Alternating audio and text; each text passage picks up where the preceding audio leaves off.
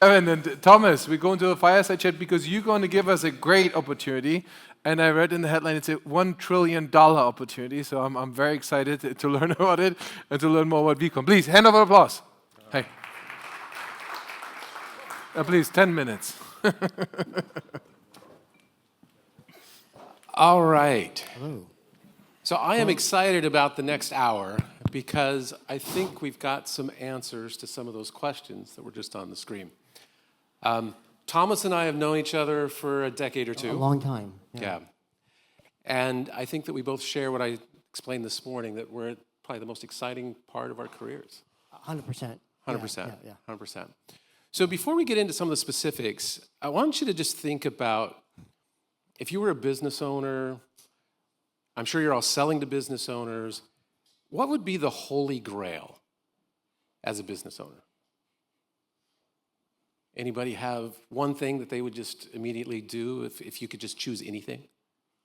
A money machine, a money tree. A money tree. Yeah.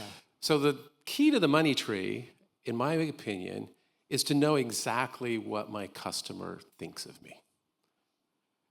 What does he want from a product? What kind of service am I giving him?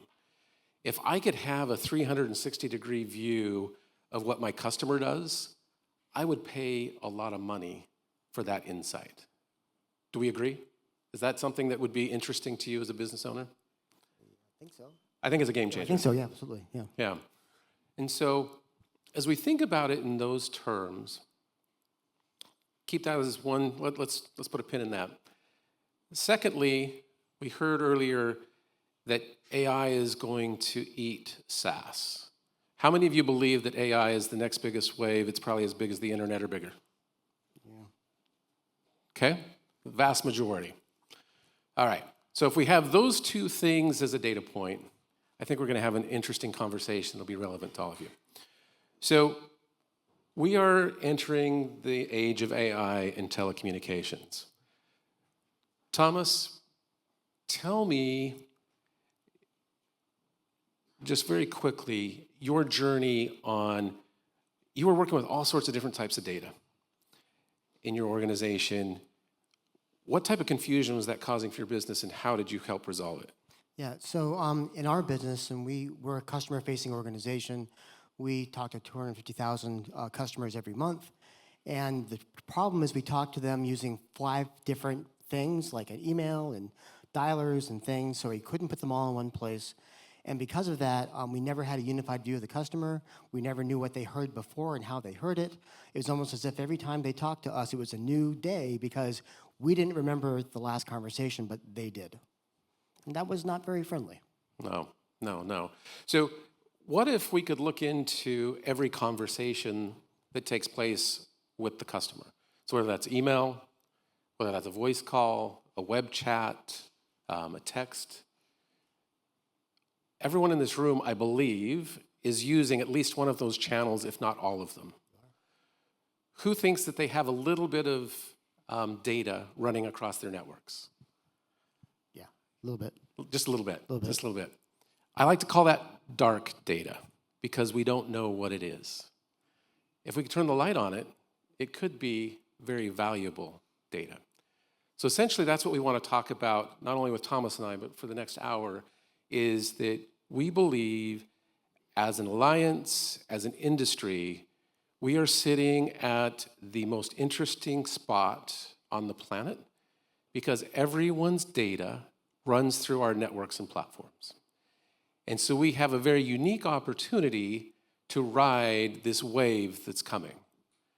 But only if we can figure out the right rules and the right way to structure that data to do it properly, safely, securely, and with privacy in mind. So tell me your journey after you decided to work through those different platforms.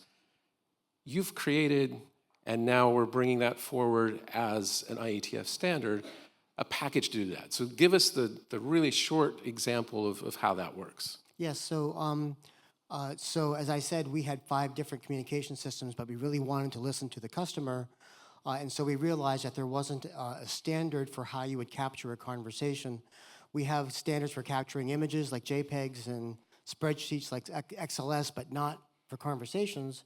So what we did was we proposed a new file format to the IETF, which is the Internet Protocol Society. They did SIP and HTML and DNS, so they're the guys. The vCon stands for virtual conversation, and it's just like a file. You can attach it, you can save it, you can send it across a network, and inside of it is the definition of a conversation, no matter where it happened. And it carries the important things like who is in it and what permissions do you have. And it allows you as business people to listen to what your customers say, and it allows your customers to say things and expect to be listened. Exactly. So you mentioned the IETF. I don't know. Like I said earlier, I think I might be the old guy in the room now. I'm not sure how that happened. But who has experience when we started voice over IP before SIP started? There's enough of us. A couple of us. Right? Good job. We could talk one-to-one. There was no network capability of talking between different networks. What happened after SIP was implemented? I mean, I was selling the first SIP products way back in the day in Japan. And everybody's like, this is new. Why do I need it? Who's using SIP today on their networks? 100% of us, right? Right? So I want to talk just a little bit about the power of a standard and where we're at with the IETF and why this conversation is so important to everyone here. Yeah. So the IETF is the premier protocol standard organization, and it's our job to make sure that you stay safe on the internet. We work for the end users. Almost all the security protocols and authorization protocols you might know, like TLS and OAuth, are IETF protocols. And the applications we use every day, like mail and the web and DNS, are also IETF protocols. And so the IETF brought forward this work for two important reasons. The first is we believe in end users, so we wanted abilities for people to take conversations and put them different places. We wanted them to have a chance to be able to control their data. If you like GDPR, they say you have to be able to do that. But the second reason is because of AI, and it's a very dangerous activity giving, your biometrics to a robot. And so we took on this challenge to understand how we could manage and control and that particular problem. And it all starts with a definition. What is a conversation? And that's what the vCon does.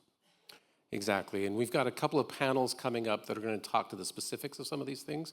So we'll get you more detail here in a few minutes. But as we look at this, if we think out and based on some of our past experiences with standards, where would we be 5 years from now as vCons get adopted as an industry? Yeah, as being a guy who was on the first SIP version, we had two versions, it took a long time. I would say that in 5 years, we'd have some pretty wide-ranging implementations using vCons. It's been the fastest protocol I've seen be adopted in the IETF because of its utility. And I would expect to see most applications that are customer-facing to be using vCons, at least for governance, at least for compliance, if not for the creation of new services. Exactly. So we're going to have a panel following us that's going to talk about some specific use cases. But one of my favorites is how you got started with Papa in a Box. Oh, yeah. Yeah, so our company's been around for 11 years. We sell new cars for a living. And our CEO founder's father sold cars as well. And when we first started our company, he would always coach the agents because he could, he knows how to do it, right? And so, but the problem was, as we got to 10 agents, 20 agents, 100 agents, 180 agents, it was impossible for him to listen to all of the customers. Just couldn't do it. So the joke was, hey, is there some way we can scale Papa? That's his name. How do we put Papa in a box? And so that's where the vCon came from, which was, how do we actually listen to all these phone calls but be ethical? How do we actually protect the privacies of the people to whom we're listening, yet listen to everybody? And so Papa in the Box is basically a co-pilot helping our agents, do a better job at making our customers happy. Exactly. So in simple terms then, and check me if I'm right, so you're taking, whether it's email, voice conversations, any of these different conversations, you're putting them in a vCon format file, right? Yep. And then you're able to take essentially Papa's experience, right? And be able to run that as an AI agent now to give insights and help to all of your agents. Correct. At scale. So 100% of your conversations. 100% of our conversations. Right. So how do we scale that now as an industry? Well, the way it scales next is between networks. So one of the things that vCons do is allow your conversations to travel from your organization to another person's organization. And that really breaks all the data silos, and that makes the market go much larger. As we've seen in every data silo thing, I keep thinking that, and not trying to be upsetting to anybody, but a lot of you see companies today will capture the conversation and then analyze it in the same place. We used to call that AOL, because you would never need to leave AOL. You already have news and sports. Why go someplace else? Then one day we had the web. I'm like, hey, wait a second. There's more than one sports page? And that's going to happen with us. Data is distributed. AI is distributed. You do not have the best robots. You have your robots. Everybody has robots, and they're best for other reasons. If you want that data to hit a different robot, it's going to travel, and the vCons allow them to travel. And that's going to be the thing. It's going to be just like the web. Exactly. So I think as we kind of summarize this, what's exciting is that we are creating the perfect robot food, right? So when we look at the problems AI is having, is we've got all of this data from everybody that we're using as the data set. Now as an organization, I can take the vCons from my conversations. It's a small language, not a large language. So it's more secure, it's more accurate. It solves a lot of the questions and issues that we're seeing on a broader base. So we're excited to spend the next 30, 45 minutes with you now and give you some very specific use cases. We're going to talk about a little bit more about the compliance piece. We haven't touched that. It's a game changer for our industry as we look at security and privacy. And so we welcome your feedback and input on this new opportunity. As an alliance, we are all in on vCons. We think that this is the base of $1 trillion opportunity for all of us in this room. If I go and look at what SIP has done over the last 2 decades, I can get to $700–800 billion of value. We're already seeing with customers that are implementing vCons, they're doubling and tripling their revenue off of their current installed base. That's where we're at. So with that, we'll take a little break. We'll bring up the panel, and excited to share what's next for the world of telecom. Thanks. Thank you. Excellent. Thank you. Thank you. There's the energy. There's the opportunity. So thank you for that one. Let's get that trillion. I take my share out of that one. That's fine. If we split it in this room, good.